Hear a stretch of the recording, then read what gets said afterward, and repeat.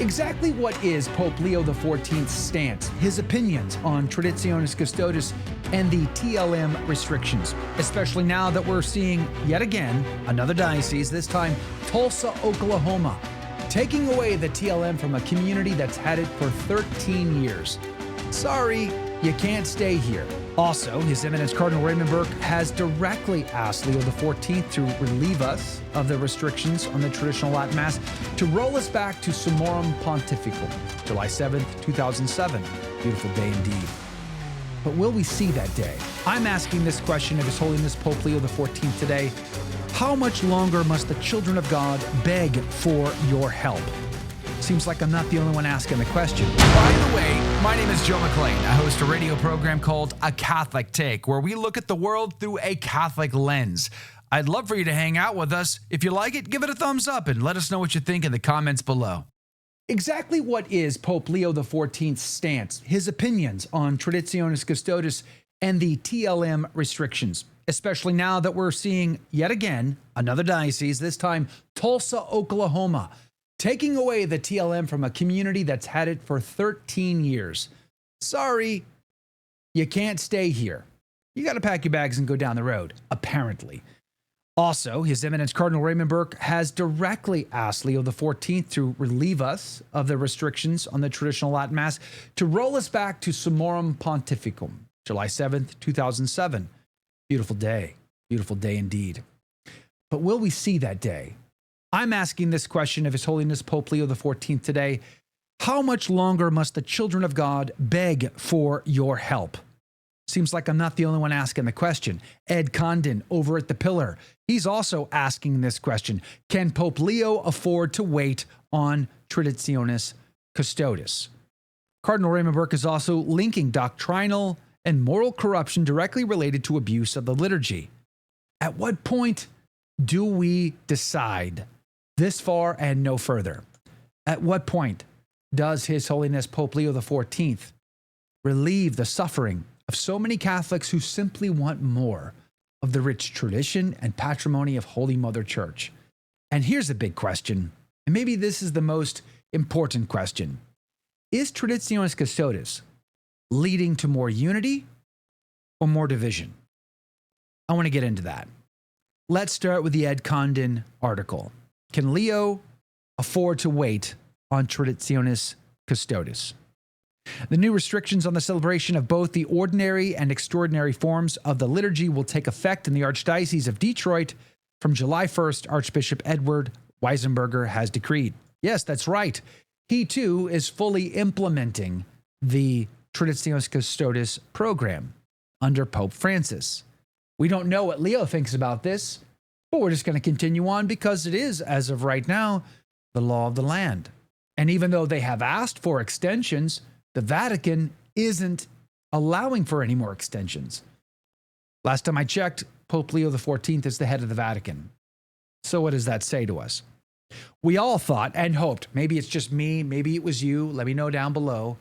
We all hoped that when Bishop Martin in Charlotte delayed his restrictions to October, that it was because Leo asked him to do so through Cardinal Roche. It was speculation at best, but we all hoped for it. But it didn't stop the Archbishop in Detroit. And as of right now, it certainly isn't stopping the bishop in Tulsa, Oklahoma. Tulsa, Oklahoma. What a beautiful place. It's got so much going for it. It's conservative. It's affordable. It's not a massive, crazy city, but it's got everything you need in it. Homeschool friendly, marriage friendly between a man and a woman trying to raise kids. Praise be to God. Really decent on taxes. And they had lots of traditional Latin Mass options.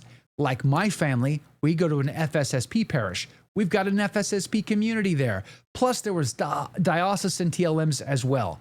That is a very welcoming community. Then you got Clear Creek Abbey about 45 minutes away. That is until today, when the bishop is saying he's isolating everything down to just the FSSP. And of course, you can go to the monastery if you'd like. That signals a change, doesn't it? It seems so to me. So when Ed Condon brings this article up, one of the points he's making here is looking at Francis and how Francis took 8 years of his pontificate to make a decision to implement a Traditionis Custodes. He says it's worth recalling that despite expectations of imminent papal action, Francis waited some 8 years into his own pontificate to reverse Benedict XVI's provisions in Summorum pontificum, effectively granting universal license to celebrate the extraordinary form. Nevertheless, part of the expectation on local bishops now to cease implementing papal law following a change of pope is itself a legacy of the Francis era. Well, it is, as of right now, the law of the land. I concede the point. However, it seems to me that bishops should be calling back to the Home Office and saying, hey, do you still want us doing this, or should we pause? And no matter what the answer in response is, I think bishops should make that public. Why? So knuckleheads like me who get upset when we see these restrictions being rolled out and traditional Catholics having to pack their bags and go down the road, it seems to me like we would want to know, hey, listen, guys, I called home like I was told to do, and they said, yeah, fully implement. Seems like we would want to know that. It seems like you would want us to know that, but apparently not. They're either not calling or they're not telling. Maybe it's one, maybe it's both. I don't know. As such, while Traditionis Custodes remains the operative law of the Church, many now feel a similar standard of personal endorsement should be expected of Leo prior to bishops making any changes which could be disruptive to the lives of the local communities. Of course, in much the same way as bishops sympathetic to the traditional Latin Mass continue to rely upon and govern under the norms of Summorum pontificum for many years under Pope Francis, others now feel equally justified in asserting that silence from the new Pope presumes his endorsement of the current law. But here's a point that I want to make that I think is really, really important to understand. And this is something I've been saying since the beginning. However, if a stated aim of Traditionis Custodes is to enhance communion in parishes and prevent self-segregation among Catholics according to liturgical preferences, the evidence, in some places at least, is that it has had the opposite effect. If Traditionis Custodes was aimed at preventing a division, it has not accomplished its goal. In fact, the opposite is true. It, however, has been building my parish, my fraternity parish. The parish parking lot is crowded and overfull. We have to build a new building now to house all of the people, thanks to Traditionis Custodes, thanks to the COVID lockdowns when bishops closed the doors of all their parishes. It has really caused a massive, massive influx of parishioners at traditional communities just like ours.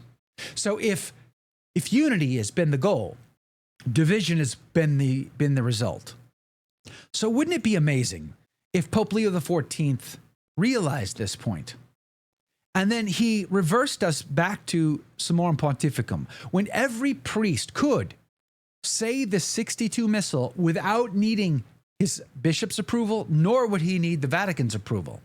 Then parish priests who learn the traditional Latin Mass, maybe there's some regulation on saying it well, doing it properly, but he could say the TLM, and then parishioners would stay right there. They'd stay right there. Why drive an hour when you can drive 5 minutes to your backyard? You'd put the check in the basket there, would you not? You might send your kids to that Catholic school, would you not? You might participate in the life of that community, and instead, what's happening is they're packing their bags, they're leaving, they're going to the FSSP, they're going to the SSPX, maybe other Ecclesia Dei communities, but worse, they're going to Sedevacantists communities. It's caused more division and not unity. Maybe that's why His Excellency Cardinal Raymond Burke has interceded on behalf of traditional Catholics everywhere by asking Leo directly to relieve the suffering. Have a listen. It is my hope that he will put an end to the present persecution of the faithful in the Church who desire and to worship God according to the more ancient usage of the Roman Rite, this persecution from within the Church. And I certainly have already had occasion to express that to the Holy Father, and certainly something that And it is my hope that he will, as soon as it is possible, take up the study of this question and try to restore the situation as it was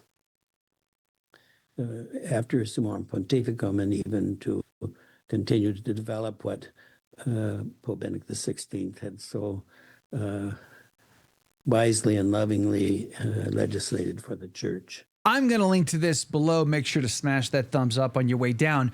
But two things came out to me and stood out to me very clearly. I said this the other day as well. One is, notice how carefully he's choosing his words here. Super carefully. A, he's talked to Pope Leo XIV, praise be to God. And B, it seems to me that maybe Pope Leo, as Ed Condon might suggest in his article, again, I'm linking to it below, that Pope Leo might take months, potentially years, to actually relieve the suffering of Traditionis Custodes upon many faithful who want to remain faithful. They're not looking for segregation. They're not looking to be separated. They don't want to be in opposition to their local bishop. Not at all. Quite the opposite is true. They're trying to remain faithful, and they're the ones that are made to feel segregated, isolated. They're the ones made to not feel like they are part of the community. So what is the stance of Leo XIV on Traditionis Custodes, the TLM restrictions? The bottom line is we don't know yet. We just don't know. And I hope Ed Condon isn't right about this. I hope and pray that he doesn't take months or years, but rather days, perhaps weeks, because every day goes by, we hear of new stories of traditional Catholics being further isolated and segregated, made to feel as though they are not on the team. And their only option is to go to the FSSP or some other community down the road. Your kind ain't welcome here. That's the message they've been getting. So I go back to the question that I asked today to His Holiness Pope Leo XIV. How much longer must the children of God beg for your help before you get involved? Let us pray that His Eminence's efforts to intercede are effective. How much longer will it take? I fear it will take years, if at all. Because even though there are rumors that he did say the TLM privately, says Latin Mass parts, leads the faithful in a Pater Noster, led the faithful in the Regina Caeli, and feels a wee bit more conservative, if that's all we got, and it's better than what we got under Pope Francis, is it good enough? That's the big question. Is it good enough? Let me know what you think. Did you like that video? It's okay. You can admit it. It's perfectly fine. Hey, we cover the big stories of our day, from inside the church to outside the church to all points in between, and we do it from a Catholic perspective. It's called A Catholic Take. It's a radio program Monday through Friday. We live stream it right here on this channel, by the way, so make sure to subscribe, like, and share. We would be very grateful to you. And don't forget, you're going to want to watch this video right here because you don't want to miss anything.